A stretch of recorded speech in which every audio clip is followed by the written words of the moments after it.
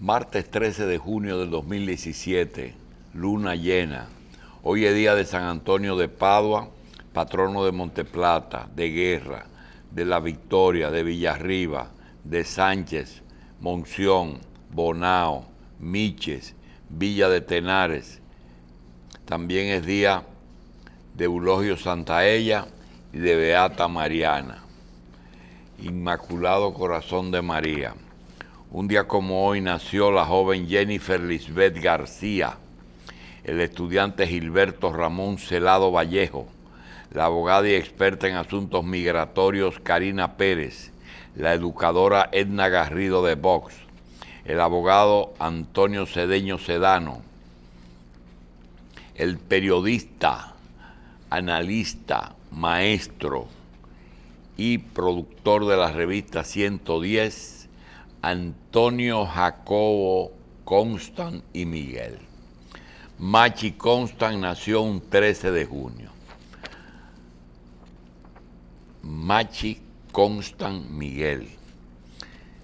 También nació un día como hoy el ex rector de la UAS, Roberto José Santana Sánchez.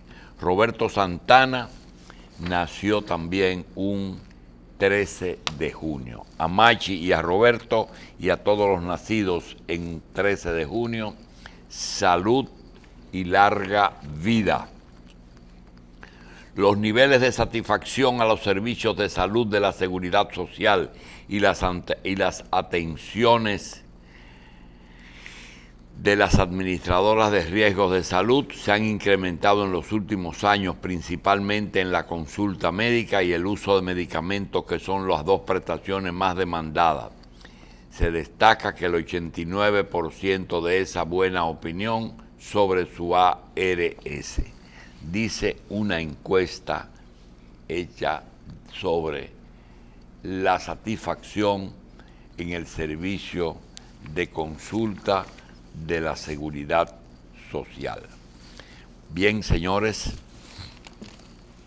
vamos a decir que el periódico El País dice que el consumo de heroína llega a Estados Unidos a niveles de epidemia.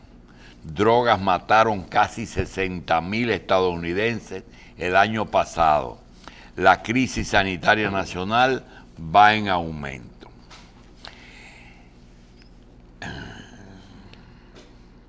Perú afirma que España está dispuesta a cederle el Códex Trujillo. El gobierno de Rajoy se plantea prestar indefinidamente 136 láminas que obtuvo la semana pasada tras una puja. Kuczynski apuesta a la política social. Eso lo dice el periódico El País. El Caribe, en su edición de hoy, nos dice que Navarro dice al periódico El Caribe que el año escolar termina bien. El gobierno ha construido 14,000 aulas, pero faltan 12,000 aulas que el ministerio incorpora a colegios católicos y evangélicos al sistema público. Faltan 12,000 aulas. Felucho Jiménez asegura que Danilo Medina no se repostulará en el 2020. Reveló que el presidente le dijo a un grupo de dirigentes que el 16 de agosto se retira de la presidencia. El presidente inauguró una nueva central eléctrica de AES Dominicano. AES Dominicana tiene operaciones en República Dominicana y es la dueña también de la planta de gas que está en Caucedo,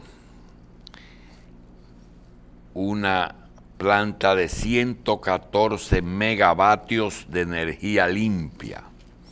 Tiene también accionistas dominicanos que son Félix García y Manuel Estrella.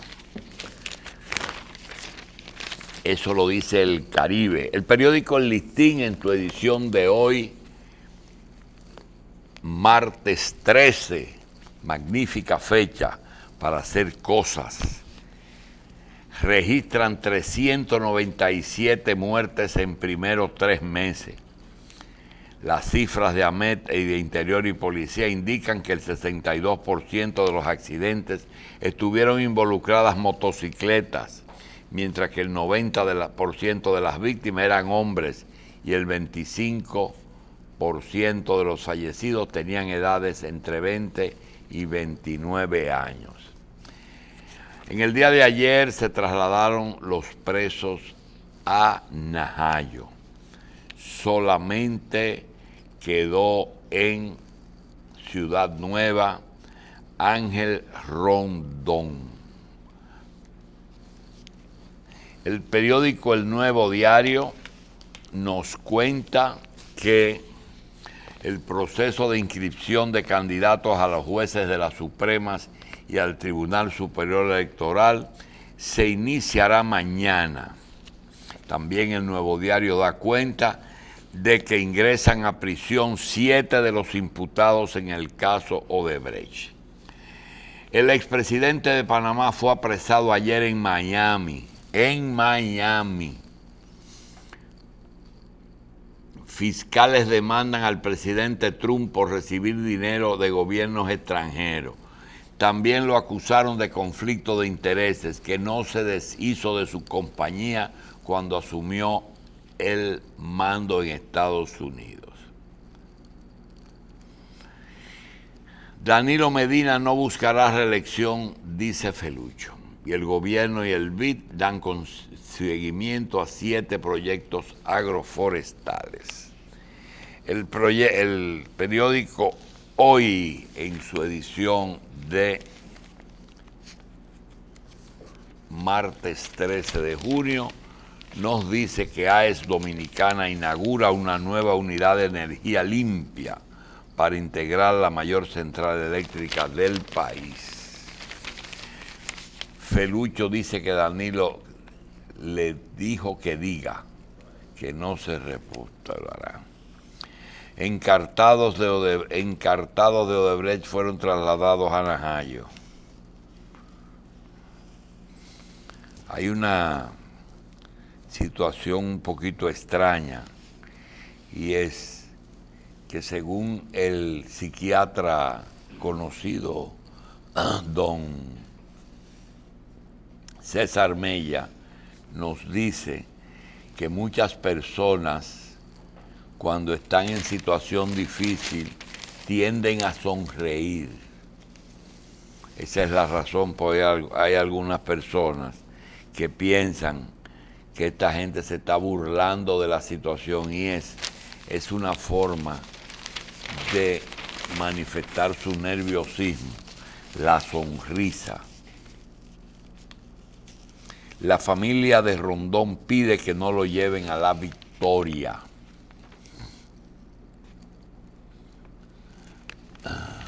Bien, eso es lo que nos cuenta el periódico. También el periódico Hoy dice que la Cancillería anunció un seguro funerario para los dominicanos que viven en el exterior. Le pagarán el traslado al cadáver a aquellos que estén afiliados a ese proyecto de la Cancillería, que por cierto está realizando una serie de gestiones bastante atípicas, y se está caracterizando Miguel Vargas como un buen canciller.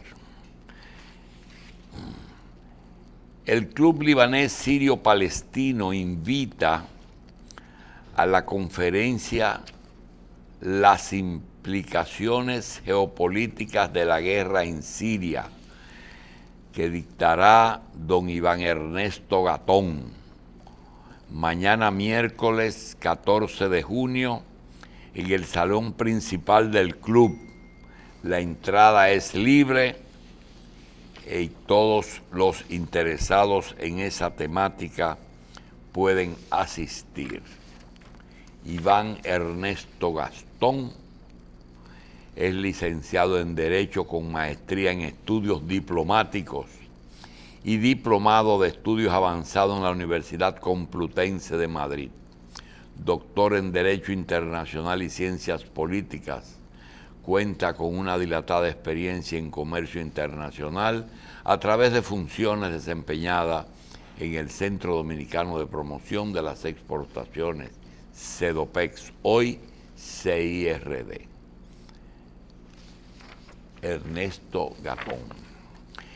El Día Mundial contra el Trabajo Infantil, la UNICEF hace un llamado a las familias, al sector privado, a la sociedad y a las instituciones públicas a prestar atención a la situación de niños, niñas y adolescentes sometidos a trabajo infantil y tomar las medidas para erradicarlo. Vamos a hacer una pausa y regresamos con el doctor Junior Gerardo Espinosa. Que nuestro amigo Carlos está recluido en su casa por causas ajenas a su voluntad, en que hay 2 o 3 informaciones que nos llaman la atención. Una, los aprestos para elegir los jueces que faltan. 2, el anuncio del ministro de Educación, donde nos dice que se han construido unos 14.000 aulas y que faltan 12.000. 3, el traslado de los presos a cárceles y la permanencia del señor Rondón en Ciudad Nueva. Yo quería preguntarle al doctor, realmente con el nuevo sistema de cárcel y los códigos, hay una serie de denominaciones, como por ejemplo, el juez de instrucción no se llama así. Hay una cosa que se llama el juez de la pena. Hay otra cosa que es que los jueces es que dicen en qué cárcel debe de cumplirse condenas, cosas que no existían en el pasado. Antes había una condena y el Ministerio Público lo colocaba en cualquier cárcel, llévelo para San Cristóbal, llévelo para el 15 de Asua, pero ahora parece que hay un mecanismo diferente. Se sabe también, y no es en República Dominicana, que el sistema carcelario tiene ciertas condiciones que algunos llaman privilegios, como por ejemplo que en Estados Unidos hay cárceles privadas, en que el sujeto, el interno, como le dicen ahora, paga su hospedaje, pero tiene que ser en reclusión, bajo vigilancia privada. También en una cárcel normal siempre ha habido un preso que parece que es de confianza de los guardianes, que tiene cierto poder. También es cierto que hay una especie de como de clasificación de clases sociales en las cárceles, en que los ricos están mejor que los pobres. Vamos a dejar que el doctor nos diga cómo funciona el sistema carcelario desde el punto de vista legal y desde el punto de vista funcional. Bien, doctor, usted hacía unos señalamientos sobre el juez de instrucción. Efectivamente sigue siendo juez de instrucción, ¿no? Ese nombre no tiene otro nombre. No se le ha cambiado, ¿eh? Es un juzgado de instrucción.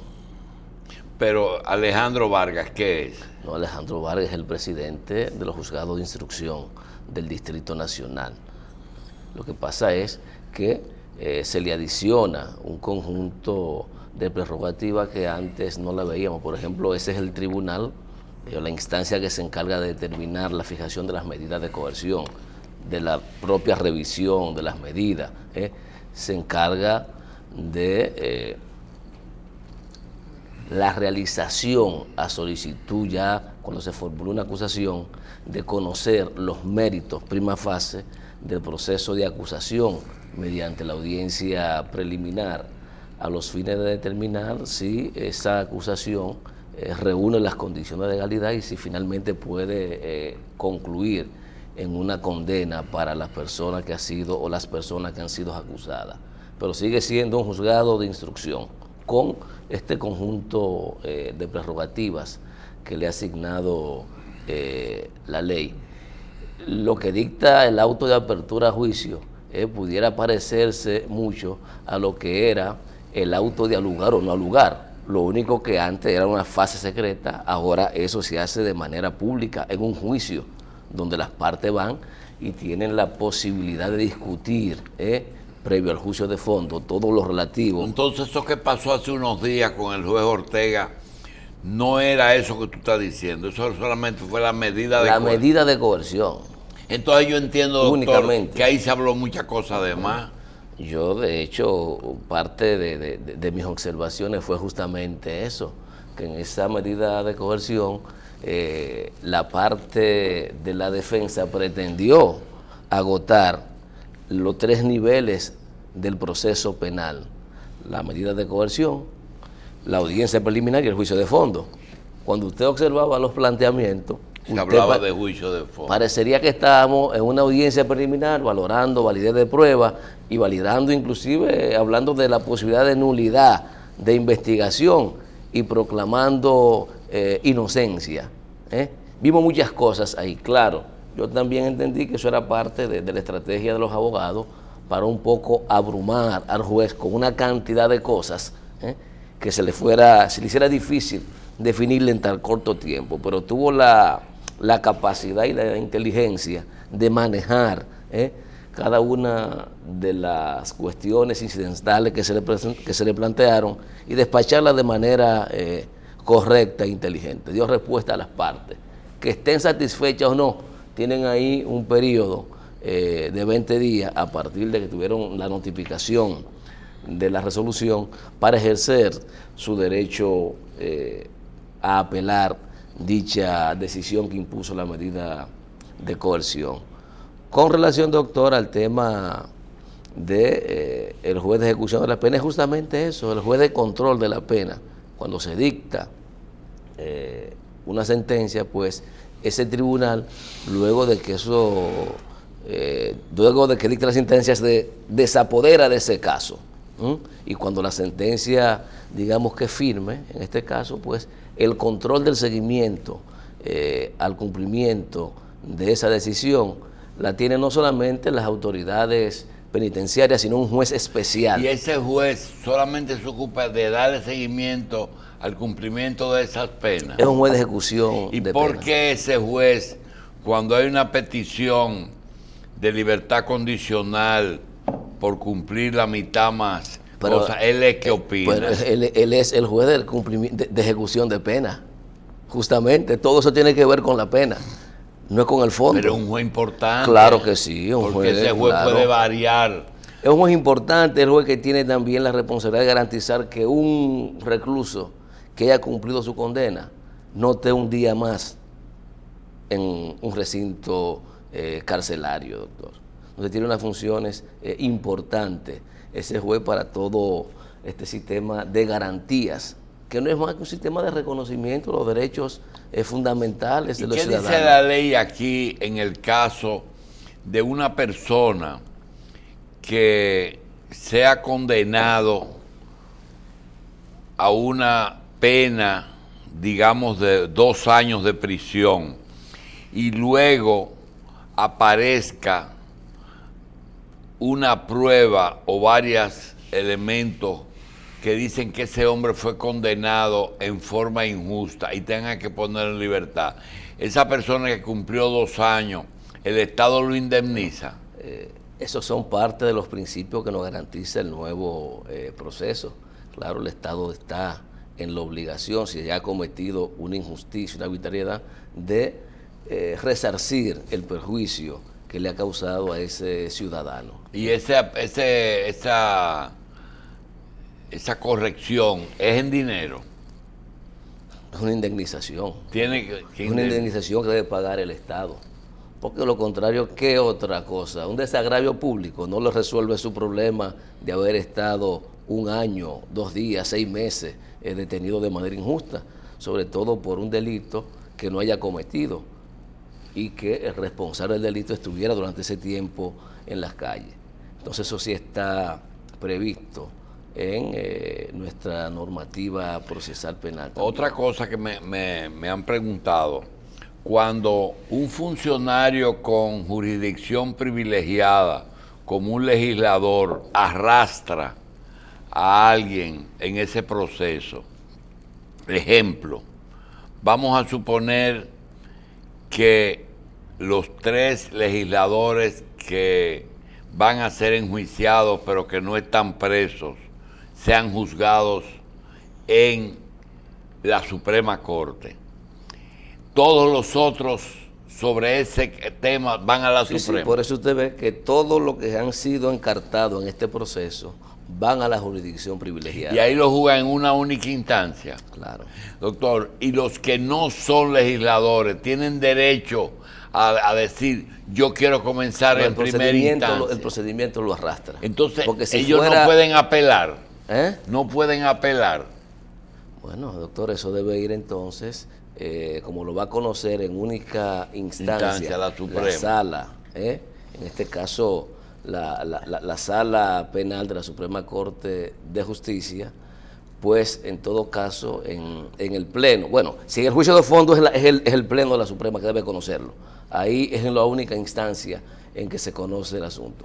La suerte de ello depende justamente de la decisión de ese tribunal como única instancia. Ahí no hay doble grado de jurisdicción. Entonces no tienen derecho a la apelación. No hay doble grado de jurisdicción. Ay, Dios. Tan frito. Bueno, sí, no pero, sabemos. Pero es que ellos no tienen jurisdicción privilegiada. Pero lo arrastra el proceso. Sí, yo entiendo lo que dice la ley. Tiene una cosa que abrevia mucho el proceso, pero y no tiene ventaja eso. Se acortan todos los plazos. No tiene ventaja. Bueno, una instancia eso también única. tiene ventaja porque imagínense que sean absueltos. Lo que es igual no es ventaja. Si son absueltos. Tampoco hay apelación. Si son absueltos. Ahí el principio de igualdad está muy bien establecido. Eso fue lo que pasó con Félix Bautista. No, recuerda que Félix Bautista no llegó a fondo. Félix Bautista solo se conoció la etapa preliminar del proceso. El juez. Pero fue la Suprema. Sí, pero en este caso, la Sala Penal de la Suprema conoció del recurso de apelación del auto de no lugar que dictó el juez Alejandro Moscoso Segarra. Cuando la sala dictamina, entonces ese recurso de casación que debió ser interpuesto por el Ministerio Público debió ir al Pleno de la Suprema. Pero como no ejerció su derecho, pues sencillamente eso murió en esa instancia. Y no hubo ningún recurso de casación. Bien, señores. Hay otro tema, también tiene que ver con lo judicial, que el doctor podía ayudarnos, y es, en Estados Unidos a mí me llamó la atención, mi primer viaje a ese país, que yo encontré en un poste de luz de la ciudad de Nueva York, un afiche pegado de un poste que decía, vote por fulano para juez. No sé si todavía eso se usa, pero en aquella época se elegían los jueces y ahora mismo se está en un proceso de que nosotros entendemos que aquella vez que se creó el Consejo de la Magistratura se trataron de corregir problemas. Ahora ya hay antecedentes de jueces que han hecho su trabajo, que están todas sus sentencias ahí, que se pueden revisar, que es el mejor revisión de examen que hay, porque una sentencia es una revisión de una gestión de un juez.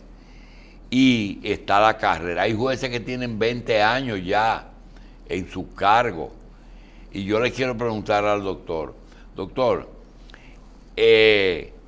esos jueces, cuando ahora lo van a, tienen ellos que decir que quieren ser promovidos, porque yo dije, abren el proceso de inscripción. El que quiere postular por alguna posición debe expresar su voluntad.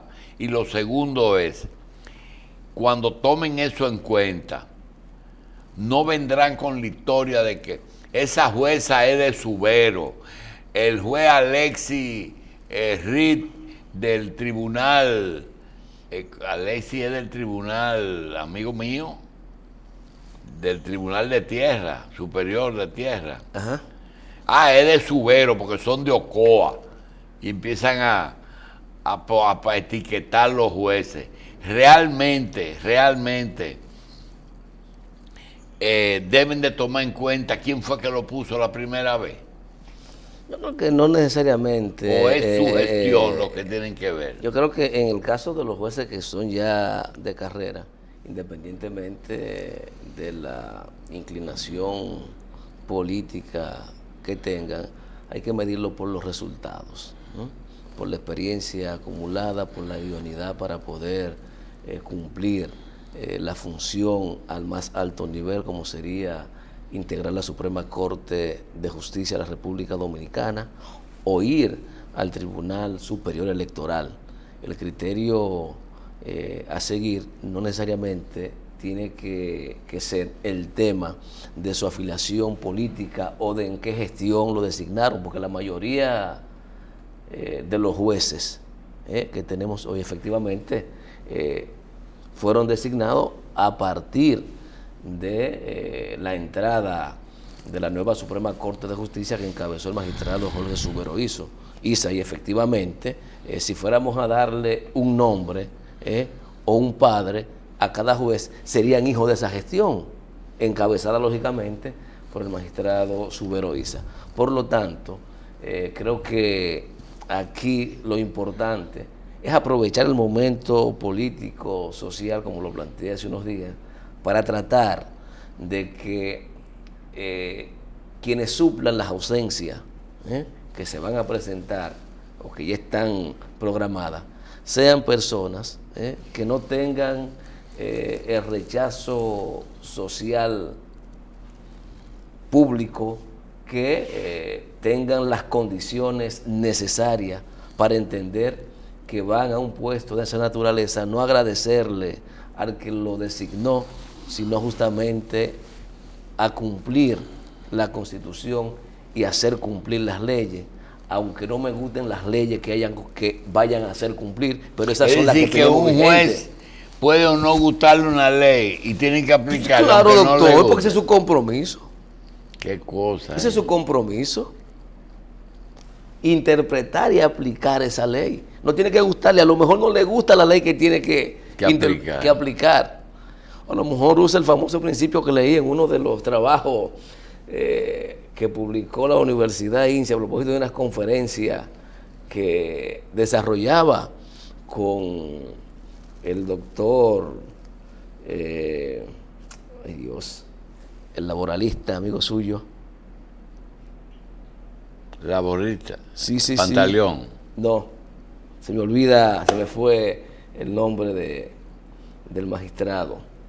Lupo Hernández. Lupo Hernández. Exacto.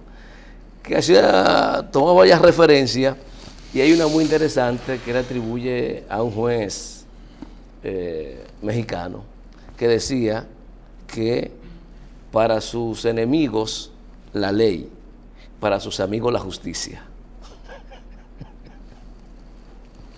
¿Qué le parece? Entonces sí, el juez tiene que tener, doctor, la suficiente. Sí, pero los jueces tienen algunas situaciones. Yo conozco un juez, no puedo mencionar el nombre, está actualmente en uno de los tribunales ¿cómo usted le dice? Los que no son de abajo. ¿De primer grado? No, más para arriba. Sí. En una corte de apelación. En una de las cortes.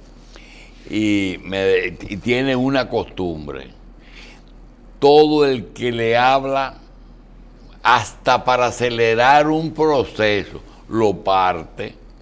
Todo el que no importa que tenga, le busca la forma para partir. El que le habla, lo parte. El que le pide ayuda en un proceso, lo parte. Sí, si le pide, no, está de más decirte que si no tienes razón, lo parte. Claro. Pero si le habla y dice, mira que yo tengo esto en tu corte, que necesito que me ayude, aunque sea para pedirle aceleración, Que acelere. que acelere el proceso, lo parte.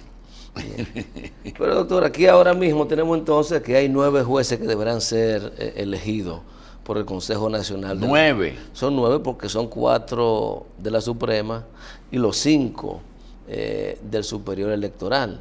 Y serían 10, no recuerdo si se va a tomar la decisión de sustituir al magistrado Víctor Gómez Berger, que ya cumplió también la edad reglamentaria.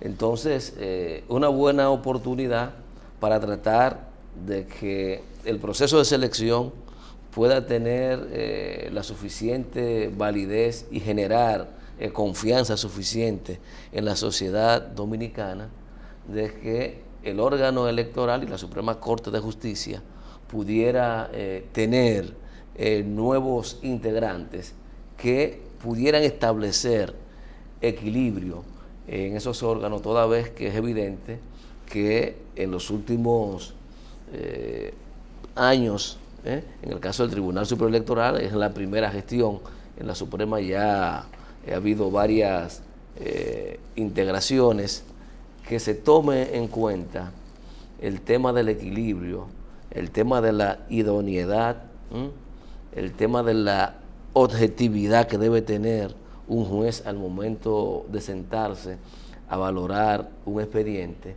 para ver si se puede contribuir, que creo que necesita el Poder Judicial de la República Dominicana, recuperar terreno en términos de confianza hacia la sociedad dominicana, que lamentablemente, en la medida en que se fue politizando el tema de la designación de los jueces, en esa misma medida también fue perdiendo credibilidad el sistema judicial, hasta llegar al punto en que estamos hoy en la República Dominicana. Y ciertamente había muchas esperanzas en que el Consejo Nacional de la Magistratura pudiera ser el órgano que se encargara de llevar a cabo el proceso de reforma y de definir criterios no partidistas al momento de designar los jueces. Pero, como dije en algún momento, me parecía que lo que se hizo fue, doctor, por la forma en cómo quedó integrado el Consejo, sacar la potestad que tenían en aquel momento 28 o 30 senadores, para entonces traspasárselo a un grupo que en principio fue de 7. Eso es lo que pasa. Porque la forma en cómo quedó integrado fue sencillamente eso. No fue que se modificó para hacerlo mucho más democrático. Fue para restringir la cantidad de personas que tomaban decisiones, y en efecto las mismas personas quedaron con la decisión en las manos. Y ojalá que en algún momento se pueda también revisar, cuando se pueda promover alguna reforma a la Constitución, para ver cómo se puede ampliar la integración del Consejo Nacional de Magistratura y que el Ministerio Público salga de ese órgano, porque entiendo que no debe formar parte de ese órgano encargado de la selección de los jueces, porque además tiene su propia institución, tiene su propio consejo, y no puede ser, en este caso, juez y parte el Ministerio Público. Anda designando jueces a los que finalmente debe solicitarle dictaminar sentencias en los casos en que él participa, que sobre todo en materia penal. Por lo tanto, es innecesario lo que se hizo en el 2010, incluyendo al Procurador General, porque eso lo único que hace es darle mucho más poder al presidente de la República, que no conforme con el poder que le da su investidura, decidió aportarse un botico más por si acaso. Por si las moscas. Aparte de que su voto siempre vale por dos en situaciones decisivas. Otra cosa, ¿cuántos jueces que se van a elegir? Son 4 en la Suprema y los 5 del Tribunal Superior Electoral. Esos jueces no cambian el equilibrio de la Suprema, ¿verdad? No cambian la correlación de fuerza, no la cambian, pero usted sabe que hay personas que tienen la capacidad de influir. Entonces a veces también eso es necesario. No solamente basta con tener mayoría, sino a veces también tener la razón y la capacidad de convencer en determinadas direcciones cuando se trata de fijar criterios jurisprudenciales que han de afectar positivo o negativamente la sociedad dominicana. Bien, vamos a una pausa que llegó el ingeniero Cuello. Carlos y Decena están libres hoy. ¿Tienen excusa? Por fuerza mayor, por causas de fuerza mayor. Hay muchas causas de fuerza mayor. Sí. Una conjuntivitis de fuerza mayor. Y hay causas un viaje también, a Constanza de fuerza mayor. y causas ajenas a mi voluntad. Víctor Díaz también presentó sus excusas en la reunión de los Tigres del Licey, que no podía ir. Pero fue por causas ajenas a su voluntad. Porque él quisiera estar ahí, pero no puede. Vamos a una pausa. Martes 13. Me gusta esa fecha. Martes 13. Hay gente que tiene eso al revés siempre. A nosotros aquí en este programa nos va siempre bien. Martes 13. Siempre. O bien, siempre nos va bien. Que ese día es el día del manejo del doctor. Luna llena. San Antonio de Padua, patrono de varias poblaciones. Hay fiesta en Monteplata, Guerra, La Victoria, Villarriba, Sánchez, Monción, Bonao, Miches. Pedro no está aquí, ya se fue a beber para allá. Tenares. También es día de un santo varón de nombre Eulogio Santaella. Un día como hoy murió Alejandro Magno. Alejandro Magno vivió 1300 años antes de Cristo. Oh. Un día como hoy nacieron Lisbeth García, Gilberto Ramón Celado, Karina Pérez, Edna Garrido, Antonio Cedeño Sedano, eso da higüey por 4 costados, y Roberto José Santana. Roberto Santana, politólogo y ex rector de la UAS, ocoeño. También un día como hoy nació el fundador de la revista 110, Machi Constant y Miguel. Antonio Jacobo Constant Miguel nació un día como hoy. Bien, el ingeniero Cuello y Junior están con nosotros. Esta es una hora que generalmente se utiliza en deportes.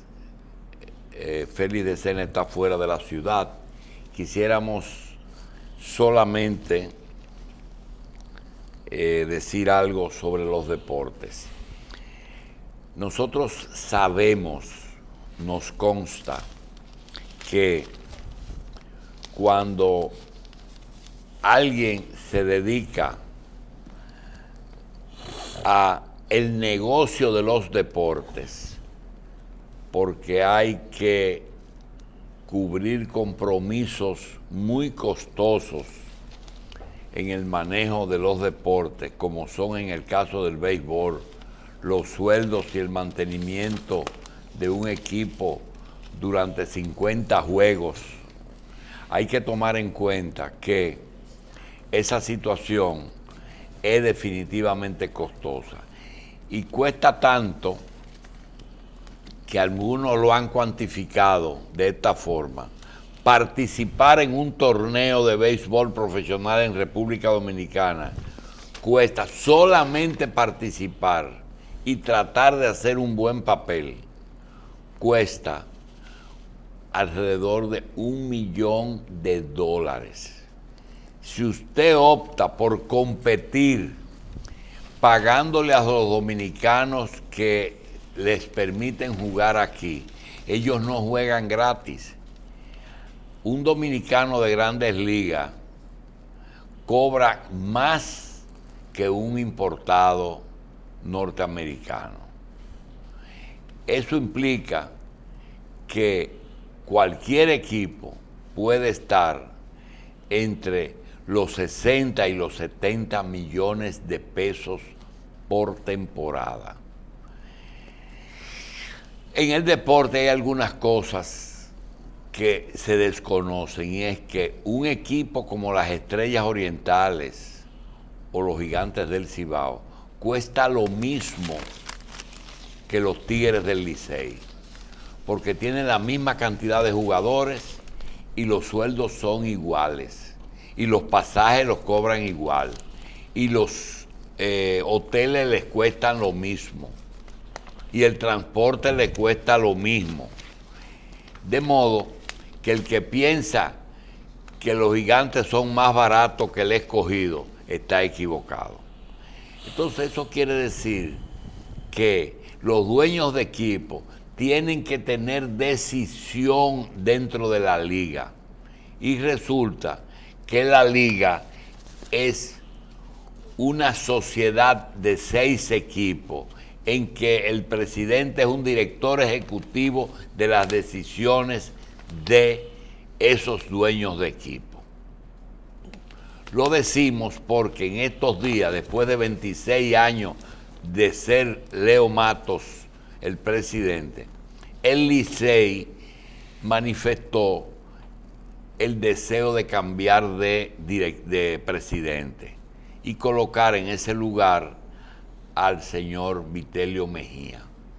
Nosotros fuimos los que propiciamos la llegada de Vitelio a la liga, y yo creo que él sería un buen presidente, pero tú puedes tener todas las diferencias del mundo con Leo Matos, pero tienes que aceptar que Leonardo Matos Berrido en la liga se ha manejado magistralmente. Todas las crisis por las que han pasado los equipos las ha resuelto, y las ha resuelto en beneficio del béisbol. Se pensaba que era el Licey. Nosotros dijimos aquí que no era el Licey, que quien se oponía era el Escogido.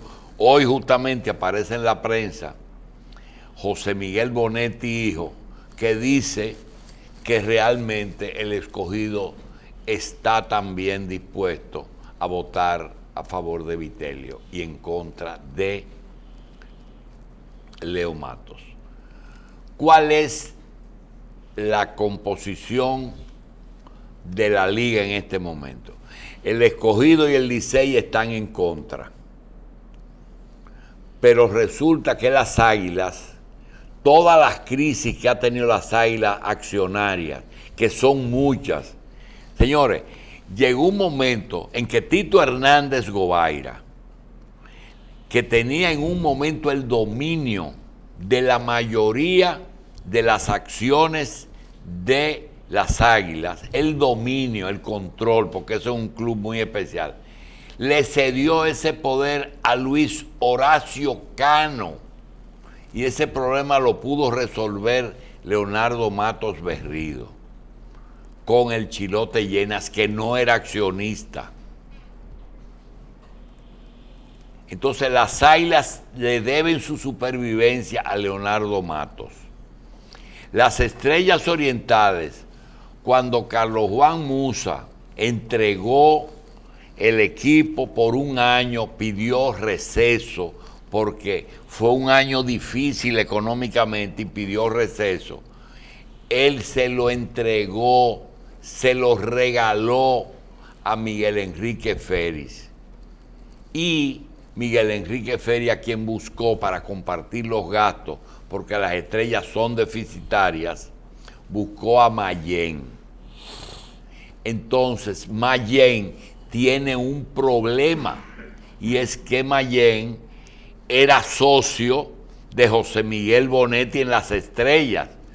Cuando José Miguel Bonetti compra el Escogido, deja las Estrellas, pero sigue siendo amigo y medio socio de Mayén.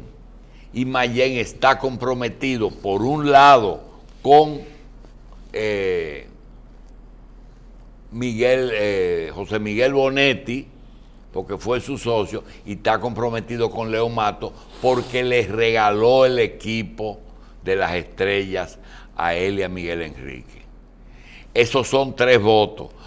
Los Toros del Este es del Central Romana, y en el Central Romana el principal ejecutivo es el hijo de Leo Matos Berrido, Leito. Por tanto, las Águilas y Leito son favorables a Leo Matos. El otro que empata o desempata el juego es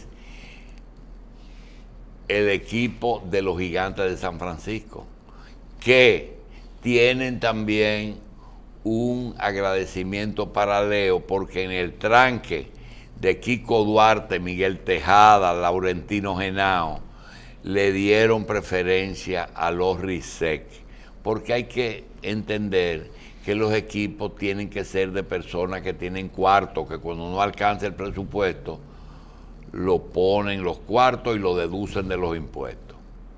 Esa es la situación de la liga, y ya hoy apareció José Miguel Bonetti que dice, soy yo que no lo quiero porque ya él está viejo, dice, ya él tiene demasiados años ahí. Así es que quería aclarar eso, porque la gente no entiende que el juego está empate en la liga y no sabemos cómo va a votar Mayén y los Gigantes de San Francisco, que se necesitan esos 2 votos para poder cambiar a Leo Matos. Vamos entonces a hacer una pequeña pausa y vamos a regresar. Bien, yo quisiera pedirle excusa al doctor Espinosa y a José para poder hacer un comentario que necesariamente no tiene, no necesariamente yo comparto, y es lo siguiente. Hay algunos temas que se han tratado aquí en todos estos años que hemos estado, y quería aclarar la posición de nosotros frente al asunto de la corrupción y de la impunidad. Miren, cuando un maestro o un sacerdote, en su condición de un personaje que son la confianza de la familia, que le mandan su niña o su niño a la escuela para recibir instrucciones sobre moral y sobre educación en general, y esas personas abusan, yo creo que ese maestro o ese cura no tiene ningún argumento que pueda utilizar para ser perdonado por esas acciones, porque eso no se justifica. Lo mismo que un doctor en medicina que ejerce una especialidad que tenga que ver con el cuerpo humano y que se dedique a disfrutar un paciente frente a la confianza que ha tenido ese paciente, como dice por ahí, y lo goza. Eso no tiene ninguna justificación. Como no tiene justificación tampoco que un presidente de la República, que lo haya elegido un país para que defiendan los intereses del país, que juran cumplir y hacer cumplir las leyes, que se dedique a otras actividades como el apoyo, el robo, la vagabundería, no se justifica. Entonces nosotros queremos decir que nosotros estamos de acuerdo con eso que está propugnando Juan Bolívar Díaz, y que lo único que nosotros queremos decir con respecto a eso es que ya era hora de que el país conozca quién es el jefe del movimiento verde. Es el doctor Juan Bolívar Díaz Santana, un periodista que tiene todo el derecho de hacer eso, que siempre ha hecho esas dos cosas, pero que lo hacía con un poquito más de recato, porque él como periodista tiene que presentarse y debe hacerlo como una persona imparcial. Son dos formas de expresarse: su profesión y su actividad política, que tiene todo el derecho. De manera que ahí ustedes tienen una muestra de el momento en que Juan Bolívar se va a su ciudad natal, va a la manifestación verde y se dispara un discurso que ya pone de manifiesto claramente que él es el jefe del movimiento verde en la República Dominicana. Y lo hace porque a veces había partidos que estaban coqueteando con eso. Adelante.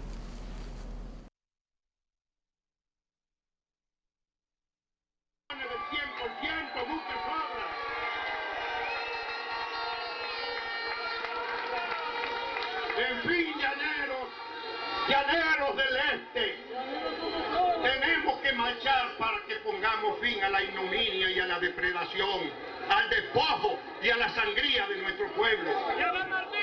Ojalá que todos, que convenzamos a cada uno de los más pobres del país de que las migajas que dejan caer de las mesas no son ninguna política social ni sacan a nadie de la pobreza, sino que apenas son una devolución ínfima para adormecer la conciencia de sus víctimas.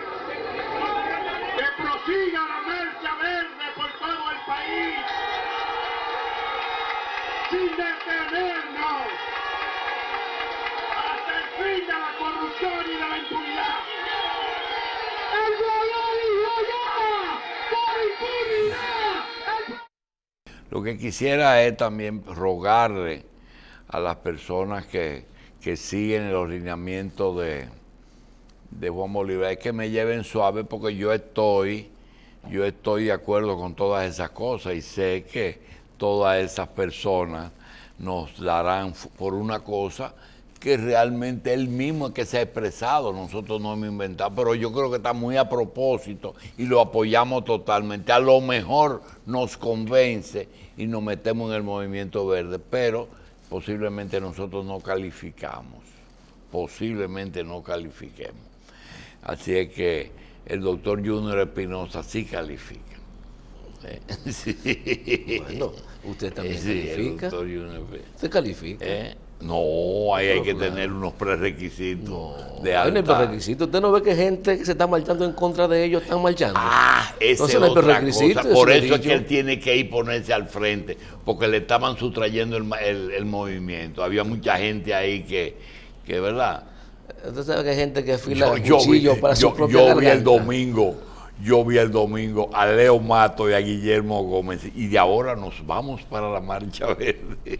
Imagínate tú. Pero no se le puede poner una barrera para que no vayan. No, yo no quiero, yo lo que quiero saber yo soy amigo de los dos, pero yo pregunto, y ellos quieren... Eso es tan diverso que ellos caben todos. Ellos los otros hicieron una lista, sí, todo cabe. ¿Qué quiere poder? Porque no se necesita hacer masa, pero realmente yo creo que es encomiable el que él haya decidido salir del closet político.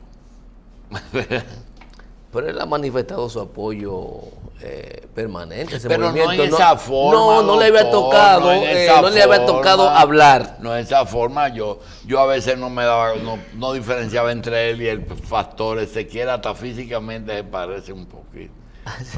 Sí, se parece a Ezequiel. Así es que yo felicito a los verdes porque ya tienen lo que no tenían, que no es una planta eléctrica, sino un líder ya bien definido. Ahora lo que tenemos es que hacer un afiche con eso. Pero yo no sé, yo no creo que el hecho de que haya agotado un turno de dada condición de líder, jefe de ese movimiento, muchos Pero otros no es hora de que se haga lo que él dice. Lo que él está diciendo ahí, de que ya el país necesita eso. Pero eso se ha estado planteando desde que arrancó el movimiento. Sí, pero que ya tiene cara. No son las muñecas del Cibao que son sin caras, ya tiene, ¿verdad? Sin rostro. En cada provincia hay un rostro. Muñecas descaradas. Sí.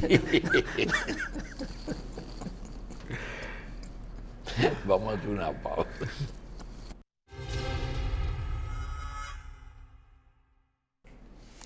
Hay algo que quizá la experiencia de José nos pueda ayudar un poquito, y es, en medio de este maremoto, hay una serie de temas que se están tratando que nosotros creemos que se le deben prestar un poquito de atención, porque puede que sean parte de la solución de estos problemas, como la ley de partido, ¿verdad, José?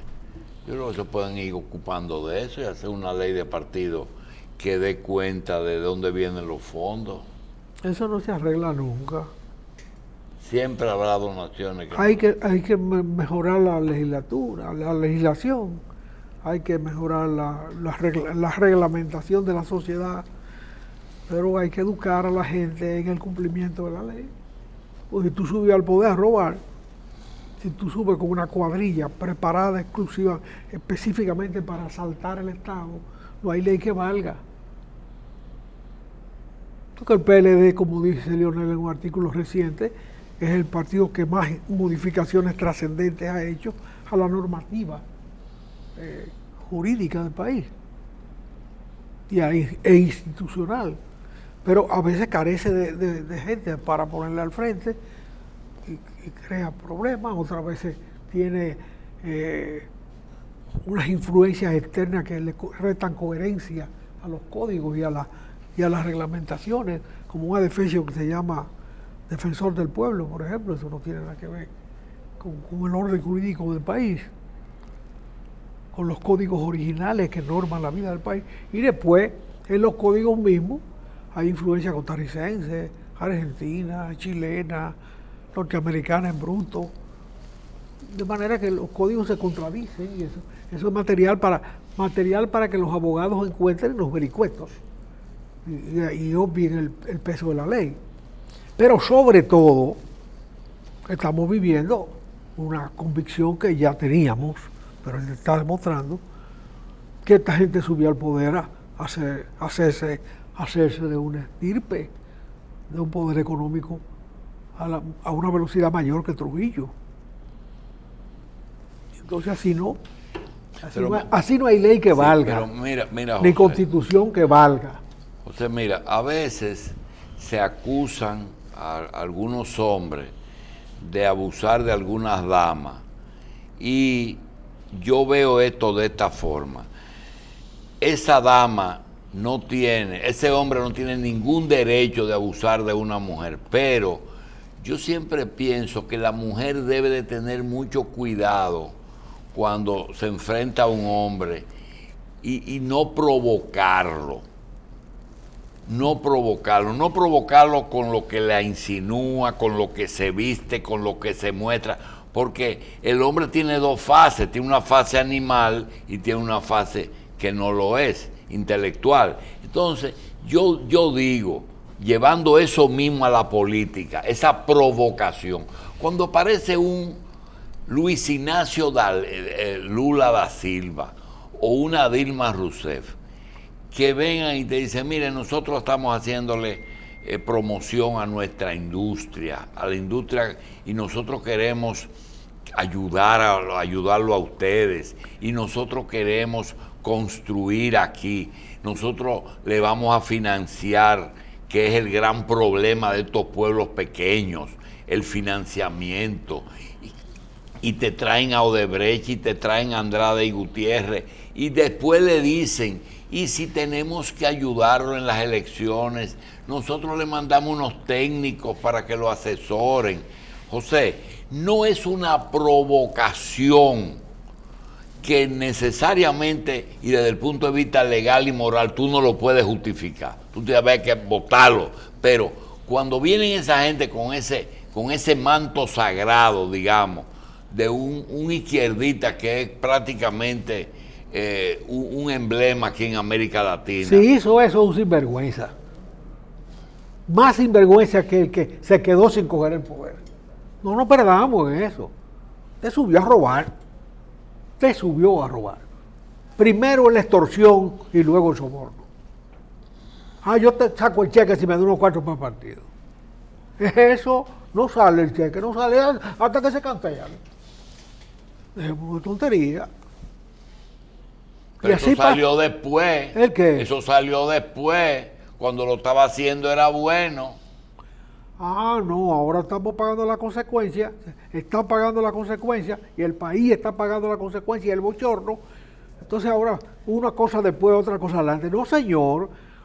Aquí se pone como condición que usted se cantee para conseguir un permiso sencillo, un permiso simple de operar, de trabajar, de instalar un negocio, de instalar una operación. Hay que dar dinero. O no conocemos lo que pasa en ese mundo. Todo el mundo sabe lo que pasa en tu parte. Exactamente. Entonces, ¿quién impuso las reglas? O los que extorsionan, los que suben al poder a hacer esa vagabundería. Y no es que si no es así no se sube al poder. Bueno, si es así, entonces no hay nada que hacer. Porque dicen, de guapos está lleno el cementerio y de hombres serios está lleno la oposición. Dirán eso, pero el país no quiere eso. Seguro que no. La sociedad no quiere eso Seguro porque le que cuesta no. demasiado. Yo creo Óyeme, tú subir al poder, donde te toca un cargo de ex oficio, que lo dice la ley. Usted va a un consejo, usted es funcionario ex oficio. Y entonces esa posición ex oficio, que parte de su responsabilidad, tiene una remuneración por una reunión al mes. unos viáticos. 7, no por la reunión, no, los viáticos no. Los viáticos, bueno, te mandan a una misión, alguien tiene que pagar el viaje. Pero una misión en el país, de ser parte de un consejo, presidir un consejo, es un cargo ex oficio, es parte de su responsabilidad. Sí, pero espérate. ¿Cómo se va a poner? Espérate. ¿Cómo va a aceptar una remuneración 10 o 15 veces mayor que el sueldo? Miren qué es lo que está diciendo José. El ministro de Finanzas, el ministro de Industria y Comercio, posiblemente sean miembros de 5 o 6 y una vez 33 consejos de administración, porque son ministros de Finanzas, para los que tienen su cargo, y lo que dice ese oficio es el oficio, el trabajo que él tiene, es que le toca hacer. Y además, en esos 33 sitios o 16 lugares, le pagan no un viático, no le dan un dinero por reunión, y muchos sitios, para quitarse el problema, le han puesto un sueldo. Entonces, de eso es que estamos hablando, problema serio. Pero doctor, yo creo que si uno tiene que analizar el impacto de Odebrecht y poner sobre tapete, yo pienso que si somos inteligentes como sociedad, podemos sacar algo positivo de toda esta situación.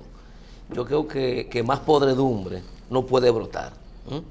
Y es el momento oportuno para uno ver si tapa la goma que se ha estado pinchando 60 veces o si la cambia, para tratar de estabilizar el carro y que no se descarrile y hay un accidente peor. Pienso que por esa perspectiva es que nosotros debiéramos encaminarnos y ver si es posible efectivamente aprovechar esto y poner correctivo. Y yo coincido con José, no se trata única y exclusivamente de promulgar una nueva ley de partido o de modificar nuevamente la Constitución. Es de ver el país en su conjunto y plantearnos si está bueno ya. Pero cuando se hizo se tomó una resolución o una ley que obligaba a la Junta Central Electoral a distribuir un dinero grueso entre los partidos políticos para que ellos no fueran sujetos de soborno. ¿En qué quedó eso? Simplemente se incorporó eso como parte de los partidos y se siguió la vagabundería. Cuando tú comenzaste a decir, el PLD es indudable que ha institucionalizado en algunos aspectos, pero yo pensaba que tú venías por esto. Cuando tú tienes un Balaguer, y yo ganaba 3,000 pesos, y bueno, el PLD para poder resolver el problema de la corrupción, se inventó, yo creía que era pagarle a un funcionario un salario justo para que no se meta en líos. Ya. Pero resultó que crea todos esos mecanismos de salarios altos y todas esas cosas que le tocan a un funcionario para poder ocultar riqueza. José, fue que lo hicieron. Porque cuando tú tienes 10 consejos y un carro, y 2 carros, y 3 carros, y seguridad, te queda el salario entero. Y tú coges y multiplicas 1,000,000 de pesos por 48 meses y te da 48 millones los 4 años de gobierno. Y ellos lo hicieron con alevosía y premeditación. No, así podemos justificar. Óyeme, de ese tema se ha estado hablando desde que subieron al poder. La repartición del play de Inepre en la avenida Luperón. El play de Inepre. Tipifica a la asociación de malhechores. El play del colegio de abogados. Entre ellos el colegio de abogados. El play del colegio de abogados, allá en la Luperón, donde se hizo el proyecto. Al colegio de abogados se lo habían donado, que una ligereza, no sé de qué gobierno, donarle eso al colegio de abogados. Pero al colegio de abogados le quitaron el play, que ya se lo había dado otro político, por razones políticas. Y cuando reclamaron, le dieron unos cuantos apartamentos a los directivos del colegio de abogados. Eso no es más que la directiva, no es el colegio tal. En consecuencia, ellos se hicieron partícipes de una usurpación, sencillamente. No solamente porque esos terrenos no eran para donárselo a ninguna institución, mucho menos a funcionarios del gobierno, sino porque fueron socios de una operación con bienes nacionales que financió las obras, no los solares, eso fue donativo puro, lo que se gastó en la construcción, financió esa operación a 50 años, creo que al 3% anual. Eso es un acto delictivo, sencillamente, y eso pasó en el primer gobierno de Leonel. Estamos hablando de las torres también. Las torres de la Luperón. Y después en el segundo gobierno de Leonel se hicieron unas torres inmensas. Y eso está lleno de PLDistas. Eso, ahí para entrar hay que ser PLDista. Ahí tú pitas, convocando al comité central, y no hay que prender un carro. Con el silbato se identifican. Con el silbato se identifican. No hay que encender un carro, porque todos viven ahí. Eso se llama una asociación de malhechores. No perdamos. Y a mí me da vergüenza hablar de estas cosas. Me da vergüenza ajena que eso haya pasado en este país. O sea, pero es posible ponerle coto a esta situación, correctivo. ¿Hay posibilidad de eso? Bueno, la denuncia permanente contribuye a que la gente se contenga. No sé cuánto se van a contener, porque en definitiva, a veces divulgar mucho la cosa lo que da ideas. No, pero hay signos de que no hay intención de contenerse, porque tú dices, bueno, una operación de una comisión, tú coges la comisión y es un hecho que se esconde, pero coger el apartamento y vivirlo toda la vida y quedarse ahí, no, yo estoy aquí en este apartamento. ¿Y qué pasó cuando Balaguer hizo apartamento frente al Hotel Embajador y los repartió? No pasó nada, se quedaron ahí. Dos proyectos inmensos que hicieron en la Pedro Enrique Ureña. No estoy hablando de pobreza y de tontería, de trabajo urbanístico. Óyeme, todo eso se repartió y Balaguer era más democrático en eso, le daba a la oposición también. No comía solo. No comía solo, no. Pero estableció el método, que estos muchachos lo han multiplicado. Lo han multiplicado, eso es una cosa voraz. Oye, yo estoy de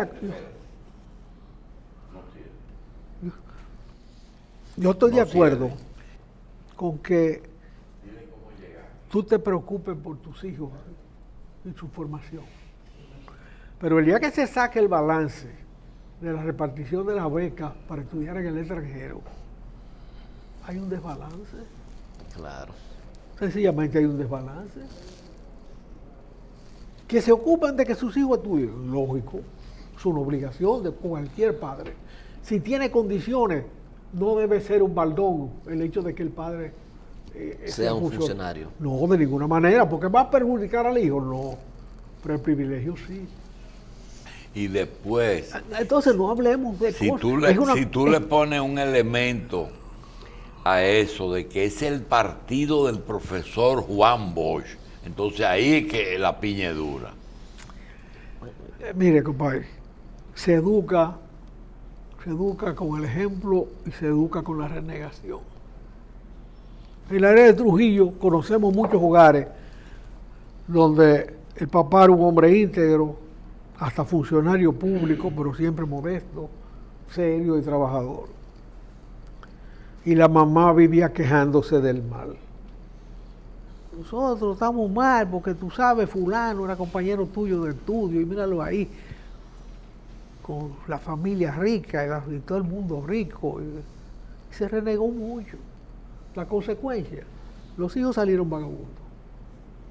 Lo conocemos. ¿Qué le decían pendejo? ¿Eh? Le decían pendejo al papá. Exacto. Todavía hoy. Sí. Todavía hoy a los que osan pasar por la administración. Pero ahora nosotros hemos visto las dos generaciones. La generación de nosotros vivimos Nosotros eso. escuchamos a esas madres renegando y hemos visto los hijos cómo fueron conducidos al mal por esa renegación. Otros se negaron. No fueron educados por el padre, sino por la madre. Fue por la Y cuando pudieron le volaron al gobierno a hacer de la suya. No. Hay otros que son coherentes en la vagabundería. Fueron vagabundos con Trujillo, fueron vagabundos con el Consejo de Estado, fueron vagabundos ya. Sí.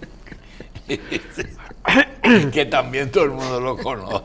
Que todo el mundo lo conoce. Aquí estábamos hablando de uno y cine ahorita. Es chistoso. Él y su familia. Sí, No, el río de todo el mundo. sí, porque son así. Entonces no se puede. Bueno, hay que mantener una distancia frente a eso personal para poder hablar, aunque sea para poder hablar. Pero mientras tanto no se puede silenciar. No se puede silenciar, aunque parezca una lucha árida. Aunque tú coges y me remate el comentario de Lula, a mí me cuesta pensar que llega ese casi, ¿cómo se llama el cura ese venezolano que es un santo? Gregorio Hernández. Que nada más le falta canonizar a los izquierdistas brasileños y viene y dice, nosotros lo queremos. ¿Y quién se le va a parar y decir, tú estás loco? Y después dice, y le pueden dar también su comisión de lo de ustedes. Es que, doctor, lo que hemos dicho siempre, todo estuvo bien. Porque no es malo que un gobierno salga a promover sus empresarios. Lo malo es lo que había detrás, doctor. Lo que estamos criticando. Es que no era detrás, dice José, que era adelante. Era adelante. Dice Resulta que encabezan, y no ha podido quitarse eso de encima, las acusaciones, y cada día que se profundizan, salen más cosas. Entonces, el tema no es el santo Lula. Óyeme, tú has visto un camión de INEPRE repartiendo comida. Allí están dando. Hay cuatro presidentes en Perú presos. En Panamá, haber sido presidente ya es un delito. Haber estado en la lista de los presidentes ya es un indicio de vagabundería. Entonces no nos equivoquemos. Y ellos cogieron un hisopo y lo mojaron en el cosa, pero no tenía agua bendita, era otra cosa. Y se la repartieron a todo el mundo en la cabeza. Lo peor de todo es, doctor, es que elaboraron una estrategia política sobre la base de la corrupción. Porque ¿para qué financiar partidos políticos y campaña? Para meterlo en la centrífuga que ellos representan. Sí, pero hay algo que todavía nada más se ha mencionado, es que ellos cogían y llegaban a un país y decían, al que va a ganar y al que tiene posibilidad de ganar. ¿Cuál es la condición? Los contratos que tenemos, mantenerlos, y lo que queremos que no los aprueben. Es decir, señores, ellos iban más allá. Señores, claro. señores, hay empresas de doble moral, hay empresas alemanas que en Alemania son incapaces de hacer una cosa. Siemens. Están condenadas en Sí, Brasil. Pero sí me está condenada en Argentina. Y la Rolls Royce fue que vimos que está Sí. condenada en Brasil. Creo que La Rolls Royce. La Rolls Royce. No, y la IBM está condenada en Brasil. En Brasil. Ahora, No, una en Argentina, cosa, en Argentina. una cosa que a veces trae discusión con el doctor José. Porque en Brasil, pero en Brasil baila mucho la gente, dice, es muy promiscua alegre, la sociedad. son muy alegres. Tú quieres una gente más cuadrada que un argentino. Y están todos involucrados en eso. Brasil es una sociedad muy cumbanchera, vamos a decir. Pero Argentina, que Samuelson decía, si me hubiesen preguntado cuál era el país que en definitiva, a raíz de la Segunda Guerra Mundial, que el país que en definitiva fue Japón después, yo hubiera dicho Argentina. Eso dice Samuelson. Los intereses. Entonces no es posible. Cuando y Argentina tú- ha terminado siendo una cosa podrida hasta la médula. Eso de la familia Kirchner, eso es una cosa escandalosa. Cuando tú dices, bueno, el problema es que ellos dieron motivo. Alguien llama y me dice, el problema no comenzó con Odebrecht, el problema comenzó con Embraer. Cuando ellos comenzaron a meterse en el mercado americano, Estados Unidos dijo, mira, esa gente a nosotros tenemos que matarla chiquito. Y lo dejaron crecer mucho, al punto de que le dieron contrato dentro de los Estados Unidos. ¿Tú oyes? Le dieron contrato en Estados Unidos. Hay otro que era un tipo del BID, que era mexicano, que llegó a hacer contrato americano en Estados Unidos, que lo detutanaron temprano. Uno que era socio de Roberto Prat cuando, ¿te acuerdas? Cuando, ay Dios mío, cuando Salvador Jorge Blanco, que nos ganó ICA, Ingenieros Civiles Asociados. Ingenieros y Civiles entró, Asociados. eso era de un tipo que era presidente del BID. Que fue ministro de Finanzas 2 veces, de 2 periodos, De 12 dos años. presidentes mexicanos. Fue ministro de Finanzas de México. Él era el presidente de ICA y después se fue a dirigir el Fondo Monetario Internacional. Sí, el BID. O el Banco Interamericano de Sí, Desarrollo. el BID. Pero el elemento... Y ese era socio no de Blanco Prat, no, de Neinibar. Ah, era de Ney. No, pues, ajá, Blanco Prat era un empleado de Neinibar. El elemento que usted señala, doctor, de que el poder transnacional, en este caso Estados Unidos, está detrás de eso, yo no le niego Antonio eso. Ortiz Mena. Ese mismo. Antonio Ortiz Mena. Honorable ciudadano. Sí. Honorable ciudadano. Honorable. Papá, dime. Yo no le niego que los Estados Unidos haya aprovechado la situación y parecería estar legítimo Le dieron que en una lucha entre contrarios tú trates de sacar capital político. Ahora, no le han inventado un expediente. Ellos se lo construyeron solitos. Esa es la diferencia. Lo que está diciendo José. Claro, se lo construyeron solito. Entonces, en una lucha de hegemonía, claro que hay que tratar de aprovechar la situación. Y aquí llegaron a un terreno fértil. Pero claro. Y aquí hicieron de todo. No, pero es que, ¿Eh?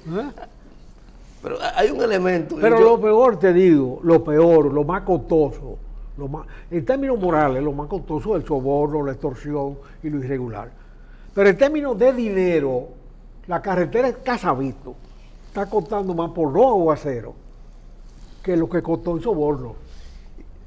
pero, Oye, porque hacer un cajón para que una cañada que ocasionalmente se llena de agua baje por ahí sin romper la carretera, es una cosa elemental. Pero si tú ves que hay ahí un paso de agua que se llena de agua otra vez, por donde quiera que ha bajado agua, baja agua. Es un Sí, requisito pero que el se único sabe. que ha desmontado la empresa como constructora, no solamente por Casavito y Pinalito, eres tú. Aquí se pensó que había un antes y un después, independientemente del costo, muchas decían, pero ahí están las obras. porque los 7.000 millones, los 6.000 millones que se gastaron, no se robaron los 6.000 millones, algo hicieron con ellos. Entonces, tú eres el único que dice, no solamente que hicieron, sino que lo que hicieron lo hicieron mal, y todo el mundo pensaba que lo habían hecho bien. Ah, sí, bonito. Bonito, el pañete bueno, el vaciado bonito, pero la carretera mal hecha, y lo propio pasó en la carretera Duarte.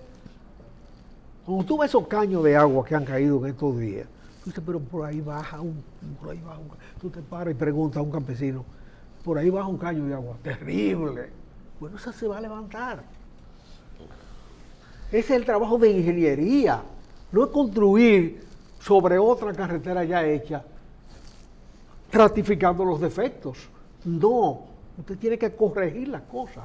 Pero señora, a esa gente le pagaron un platal para corregir el empalme de la Ortega y Gasset con la 27 de febrero. Y quedó muy bonito, un paisajismo perfecto, contrataron un buen arquitecto dominicano y lo hizo bien. Porque ellos contrataron a mucha gente. Ahora, funciona, pasa por ahí para que tú veas muchos pilotes puestos. Esos pilotes se ponen, esos pilotes se dibujan en el papel. En el papel que no cuesta nada. Es que tú tienes que dibujar los pilotes, no poner los pilotes, ahora corregir los defectos de la reconstrucción. Porque que los primeros ingenieros que hicieron ese paso hubiesen cometido errores, se entiende por la improvisación política. Pero que a una compañía calificada se le dé ese contrato, que tiene además derecho de subcontratar, y haga un disparate. Señor, por favor, no se dé tanto bombo. Usted es un vagabundo que está repartiendo propina en este país. Yo voy a presumir de ingenuo, como a veces me dice el doctor, pero es que Odebrecht abusó de la confianza de la República Dominicana, porque no solo se conformó con sobornar y sobrevaluar, es que decidió poner su oficina de reestructuración en el país. Oye, es una calificación. Óyeme, que provocaron a los políticos de América, lo provocaron. Ellos no estaban obligados a caer en eso, como dice José, pero no es lo mismo cuando viene un delincuente y propone un acto delincuencial que cuando viene. Él le pasó a los árabes con los ingleses en Medio Oriente. Vino eso Standard Oil, le pasó a los venezolanos porque ustedes dijeron una cosa, hay empresas y hay países que en sus países son serios, pero son unos sinvergüenza afuera. Y hacen muchísima vagabundería. Ellos se adecuan a los requisitos interiores para trabajar, los pobres. Por eso hay países que tienen leyes, digamos, de transnacional, para cuando hacen ese tipo de conducta en otros países, paguen sanciones en su país. Pero eso es histórico. Claro. Para que la paguen allá. Allá. Eso es histórico. Es injusto, Los americanos están cobrando. Que es injusto. Los americanos le están cobrando de 3.000 y pico millones de dólares por delitos que no cometieron allá adentro. Yo he dicho que, doctor, los delitos que cometieron aquí lo están pagando allá. La sanción, José, era de 4.000 millones. Y Odebrecht dijo que podía pagar 2.600. Por eso 2.600. ¿Y por qué está cobrando Estados Unidos? Bueno, porque ha sido perjudicado por la competencia desleal. No. El fundamento legal es que ellos son una empresa que además pública que en los Estados Unidos. Cotiza en la bolsa norteamericana. Y es un delito en consecuencia que afecta a la bolsa americana. Pero también el tema de la competencia desleal, que su práctica ha impedido. ¿Cuántas empresas norteamericanas usted ha escuchado que han ganado licitaciones en los últimos tiempos? No, ninguno, están fuera del mercado. La competencia desleal igualmente se beneficia a Suiza y Brasil, se dividen ellos tres el pastel de esa sanción. Aquí van a pagar 128 millones. Sí, pero aquí van a pagar. Yo creo que eso está cerrado, esa suma. Yo creo que el doctor ha dicho algo muy importante. Yo creo que hay que retomarlo. El tema, doctor, yo estoy de acuerdo con lo que usted planteaba ayer, realmente, con que se llegue. Mi cuarto. Ayer sí. Me sentí muy bien porque en la Z, en la tarde, uno dijo, naturalmente le da razón a usted cuando dice que para hacer un acuerdo lo primero que tienen que hacer es declararse culpable. Está muy bien. Pero es que yo veo la cosa distinta a todo el mundo. Mira, te comencé hablando de la mujer que está enseñando las tetas y abriendo las patas. Después la violan y dice, ese hombre abusó.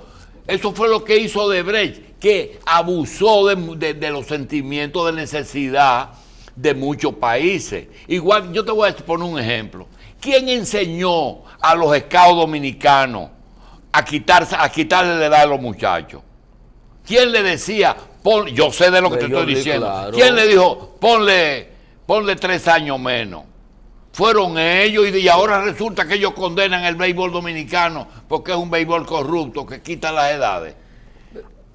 Pero mire, doctor, si tomamos como bueno y válido, como se ha estado haciendo, la confesión de Odebrecht, de 22% a todas las obras, yo no discutiría eso. Yo estuviera exigiéndole a Odebrecht que me pague $1.200 millones más la indemnización, para empezar, sin discutir y sin invertir ni un centavo en haciendo auditoría. No hago ninguna auditoría y asumo ese valor. Y estamos hablando de más de $1.000 millones, sin mucho esfuerzo, a partir de su propia confesión. Bueno, pero en eso ha habido ausentismo del Estado. Tenemos una diferencia de 400, porque ellos hablan de 800 y tú estás hablando de 1.200. Bueno, doctor, es que si le sacamos a esos 6.000 y pico de millones, doctor, el 22%. Doctor, pero el problema es, cuando ponemos el tema de Estados Unidos y los narcotraficantes, es que siempre se le deja algo para que puedan negociar. Tú no se lo puedes quitar todo. Quirino, ¿tú crees que Quirino, te vuelvo y te digo, está pidiendo limón aquí? No, doctor. Pero Quirino está trabajando. Ahora, la pregunta es, limpiecito está trabajando. ¿Cuántos de los encartados están dispuestos a asumir su culpa y decir, yo voy a llegar a un acuerdo pleno para un proceso penal abreviado? Miren, si yo cogí unos cuartos, esta es la situación. De 20 años, denme 10 y la condicional, en 5 años salgo. No, porque y ellos están en la ese etapa. es el tema. Pero espérate un momento, tú eres abogado, tú sabes muchas cosas que yo no sé ni voy a saber nunca. Tú tienes ejercicio profesional y estudiaste tu carrera bien. Yo soy un aficionado buscando estrellas. Si tú sometes a una persona presa a una condición desdorosa, más allá de la simple reclusión, tú estás renunciando a la presunción de inocencia, ¿verdad? Tú estás presumiendo que es culpable. Para hacer eso es tortura. No, doctor. Óyeme, lo que le han hecho a Rondón es una tortura. Mandarlo a la Victoria amenazado de muerte. Por eso te digo que los códigos están contaminados por todo. Esa costumbre americana de coger a una gente y apretarla para que hable es tortura. La tortura más dura, más actualizada. Porque hay tortura económica. Sí, claro. Hay tortura económica, claro. que es el que más duele. Yo creo que en el caso del señor Rondón y de los otros que se le ha dictado medida de coerción, no ha sido un prejuzgamiento del fondo. No. ¿Y la diferenciación de cárcel y de periodo? No, es entendible por lo siguiente, Por lo siguiente, la persona que ha tenido mayor vínculo con Odebrecht, ¿quién es? Él. Rondón. Entonces, el que tiene mayor probabilidad de destruir mayor cantidad de pruebas, en este caso, porque estamos viendo cómo estaría pensando el juez, es Rondón. Por lo tanto, a él, y fíjese que la diferencia es que 3 meses, porque los otros son 8, 9, y él 1 año. La victoria, el Ministerio Público pidió la victoria, y por eso lo mandan hacia allá. Eso la derrota, pero yo creo, la derrota. Yo creo que sí, pero yo creo que es importante establecer que el fondo del proceso ni la medida de coerción implica necesariamente que esas personas resulten ser responsables de los hechos. Por eso en este periodo, a lo mejor cuando se somete la acusación, habrá gente que queden fuera. Pero en principio había una vinculación que hizo al juez entender que ellos eran o responsables o cómplices de ese hecho. Tú estás hablando de la página impares. Sí. Bueno, te voy a hablar de una página par. Y el arraigo. ¿Quién tiene más arraigo en el país que Rondón? Sí, pero entonces... ¿Tú sabes lo que está la familia pidiendo? Que lo pongan en la cárcel de Higüey para que administre desde ahí su negocio. Claro. Él tiene que quedarse aquí. Pero entonces, con el tema del arraigo, aquí viene el contrapeso también que evaluó el juez. Por lo que yo decía, que a partir de esa decisión se reafirma mi criterio de la improcedencia de la homologación del acuerdo. Es que la afectación al bien, al interés público, ha sido tan grande que está por encima de ese arraigo. Y ha sido como ha reaccionado el juez que conoció la medida, José. Digo, es que este caso es tan grande y afecta tanto el interés público que si pongo en una balanza el arraigo sobre el mal causado, el mal es siempre mayor. Por eso. Recuerda que tú no te has entrado. Los que nos están oyendo no saben nada de eso. Por eso dictaminó la prisión preventiva para ellos. Arraigo tienen de más. No Sí, todo, no sí. todo. Sí, No son todo. todas personas públicas que se Recuerda- saben, tienen domicilio, propiedades. Recuérdate que cuando Jorge Blanco y el PRD, hubo gente que se fue para afuera y se quedó fuera hasta que se refrescó la Claro. cosa y después vinieron para acá. Lo dejaron ir. Sin arraigo político ya, ¿verdad? Lo dejaron ir, no, se fueron ellos por su cuenta y se escaparon. Pero cuando vi la sentencia, óyeme, ese juez es un juez de una calidad profesional extraordinaria Todavía José que ha no- escrito sobre el tema. Claro. José no ha aparecido todavía. José Michelet. Jamás. Jamás. Pobre. ¿Eh? No apareció más nunca. No. Bien, señores, La ser presunción- docente. Eso que se presumen inocentes que se van así que son. Ser-